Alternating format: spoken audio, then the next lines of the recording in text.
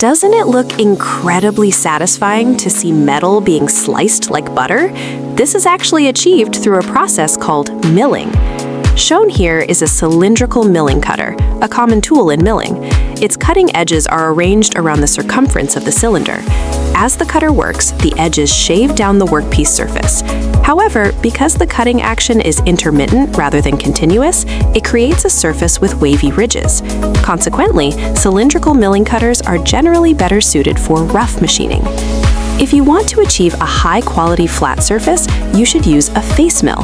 This tool utilizes indexable carbide inserts. Since these inserts can be replaced, they can achieve a very high degree of surface flatness. During the cutting process, the cutting edge meets the workpiece at a specific lead angle, typically 45, 60, or 75 degrees. The larger the angle, the thicker the chips produced. However, face mills are not suitable for narrow workpieces. For instance, if you need to machine a groove, you will need an end mill. End mills have cutting edges on both their cylindrical periphery and their end face, allowing them to cut in multiple directions simultaneously. They are primarily used for slotting, but can also be used for face milling. Beyond standard end mills, there are specialized slotting cutters that are more stable and less prone to vibration. To create T-slots, a T-slot cutter is required. The geometry of a T-slot cutter's edge varies depending on the material. For relatively soft materials, the angle is usually around 60 degrees.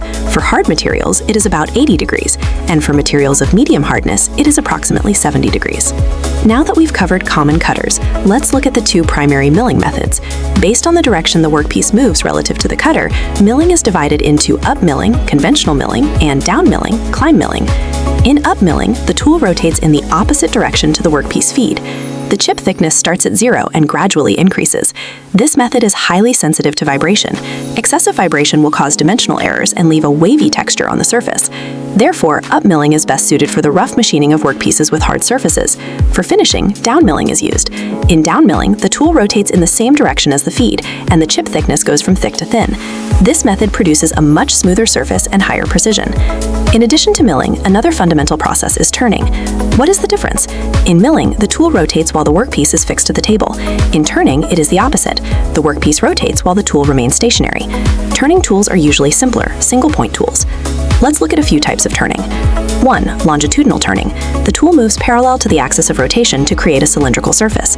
Because this is a continuous cut, it produces long, stringy chips, though these can be shortened by adjusting the tool angle. 2. Facing. The tool moves perpendicular to the axis of rotation, cutting radially. This is generally used for the ends of shaft parts. When you need to cut threads to fasten a workpiece, standard facing won't work. Instead, you use thread turning.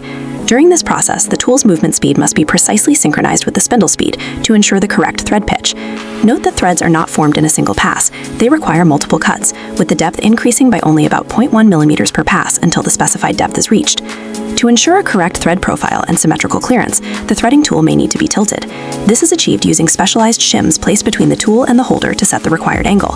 Often, a full profile insert is used to cut the entire shape of the thread, which prevents the formation of burrs. To reduce the number of passes needed, a multi-tool setup can be used, where a smaller leading tool performs a pre-cut followed by a larger tool that cuts deeper. So far, we have covered longitudinal turning, threading, and facing. There is also grooving, used for cutting recesses of a fixed size, either radially or axially. Finally, for creating custom geometries, profile turning or contouring is used, though it tends to be more expensive.